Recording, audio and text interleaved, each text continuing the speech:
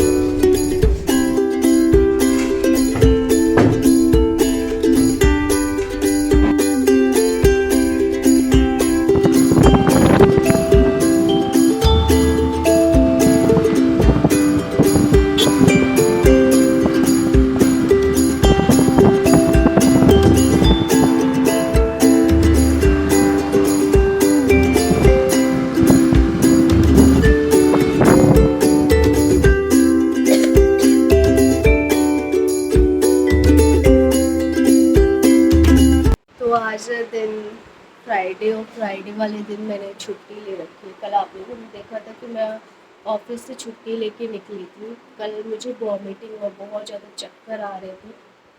तो ऑफिस से निकलने के बाद हम लोग गए थे हॉस्पिटल में मुझे कुछ दवाइयाँ, कुछ टेस्ट लिखे थे।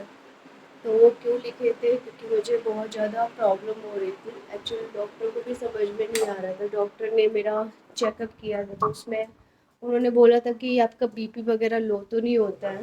तो मेरे ऑफिस वालों को लगा कि मैं प्रेग्नेंट हूँ, तो मैं प्रेग्नेंट नहीं हूँ। और होता है कि शादी के बाद अगर चक्कर और वॉमिटिंग हो तो लोग यही अंदाज़ा लगाते हैं कि यार ये सामने वाला प्रेग्नेंट है। ऐसा नहीं होता है। कभी कभार क्या होता है कि आपका पेट सही ना हो, पेट की प्रॉब्लम हो, तो उससे भी आपको चक्कर और वॉमिटिंग जैसा फील होने लगता है। तो कल मुझे जो डॉक्टर ने दवाई लिखी थी, जहाँ पे मैं गई थी, तो मुझे क्या हुआ कि मैंने वो दवाई, हम लोगों ने बाहर कल खाना खाया था क्योंकि मेरी कल तबीयत ठीक नहीं थी, तो इन्होंने मुझे बाहर खिला दिया था। और बाहर खिलाने के बाद हम लोग आए घर पे। मैंने दवाई ली। दवाई लेने के बाद सब कुछ सही था। रात में जो मैंने दवाई ली, मेरी हालत ख़राब हो गई। मुझे पेट के एक साइड बहुत भयानक दर्द स्टार्ट हो गया, बहुत ज़्यादा, हद से ज़्यादा। आप देख सकते हो, मेरी दवाइयाँ भी रखी हैं। ये मेरी दवाइयाँ रखी हैं इस साइड, ये मेरी दवाइयाँ रखी हैं। तो एक साइड मेरे पेट में बहुत भयानक वाला दर्द उठा। ये घबरा गई आधी रात में कि पता नहीं क्या ही हो गया।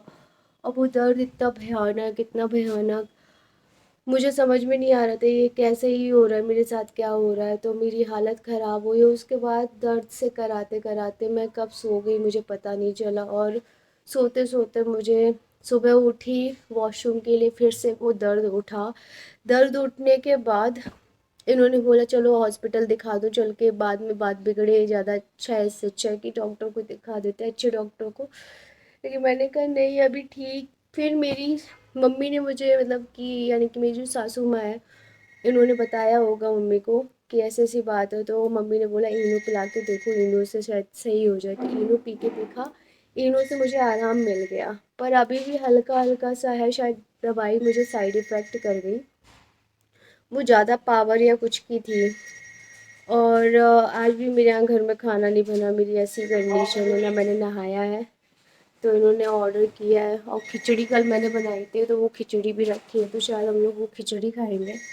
पता नहीं हमारे साथ क्या ही हो रहा है। ना मैं वीडियो पे कोई काम कर पा रही हूँ, ना मैं जॉब सही से कर पा रही हूँ। किसकी नज़र लग रही है, क्या होता है हमारे घर में पता नहीं। कौन मतलब इतना सब कुछ देखती है। उस टाइम मैंने आपसे पूरी बात नहीं कर पाई थी। उस टाइम मेरा, यानी कि इन्होंने ऑर्डर की थी कचौड़ी, तो वो आ गई थी। तो इन्होंने बोला कुछ नाश्ता कर लो, दवाई ले लो। तो नाश्ता करके वो दवाई लेने लगी थी।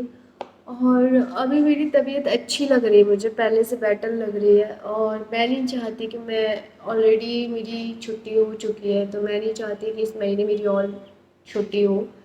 तो क्योंकि 2 दिन और बचे इस महीने कंप्लीट होने का, तो इसलिए मैं ये सोच रही हूँ ये 2 दिन और कंप्लीट हो जाए। और उसके बाद मैं ये सोच रही हूँ अभी बज रहे हैं 4 बजने जा रहे हैं शाम के, और मैं सही होती हूँ तो मुझे ऐसा लगता है कि घर के कुछ काम कर लो, घर के कुछ काम निपटा लो।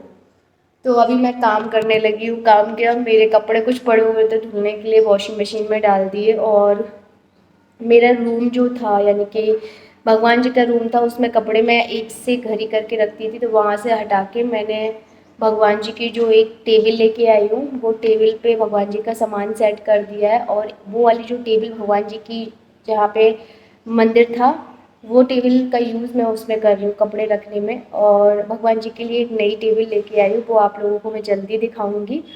और उस वाले रूम को मैं टोटली सफाई वगैरह मैंने अच्छे से कर दी है। बस कुछ सामान जो है वो मैं नहीं हटा सकती। उसका रीज़न है क्योंकि आप जानते हैं 2 BH के फ्लैट में और 3 BH के फ्लैट में कमरे छोटे छोटे होते हैं, मतलब ज़्यादा बड़े नहीं होते हैं। जैसे हम लोग एक प्लाट लेते हैं, प्लाट को अपने अकॉर्डिंग बनवाते हैं, लेकिन फ्लैट जो होते हैं, फ्लैट में एक छोटी छोटी सी जगह सेट होती है, तो उसमें आपको सब कुछ सेटल करना होता है। तो अभी जितना आप सामान देख रहे हो, मोस्टली सामान मेरे देवर जी का है, यानी मेरी देवर और देवरानी जी का रखा हुआ है। तो इसलिए अभी आप लोगों को मेरा घर भरा भरा लगता है। और ऐसा होगा जैसे ही वो लोग आ जाएंगे तो उनका सामान वहाँ पे शिफ्ट हो जाएगा उनके घर में, और हम लोग फिर नया सामान लेने का सोचेंगे या नहीं सोचेंगे, कोई कंफर्मेशन नहीं है, क्योंकि मेरा तो मन नहीं है लेने का। उसका रीज़न ये है सॉरी, उसका रीज़न ये है कि अभी हम सोचते हैं कि रेंट वाले घर में इतना सारा सामान लेने का कोई मतलब नहीं है। अगर ले भी लेंगे, कल को अगर भगवान ने चाहा तो हमारा खुद का घर हुआ, तो फिर हमें नई चीज़ें उस हिसाब से करानी पड़ेगी। तो इसलिए मेरा ये बिल्कुल भी मन नहीं है कि फालतू में पैसे फर्नीचर वगैरह में डालो, फिर फर्नीचर यहाँ से वहाँ शिफ्ट करो।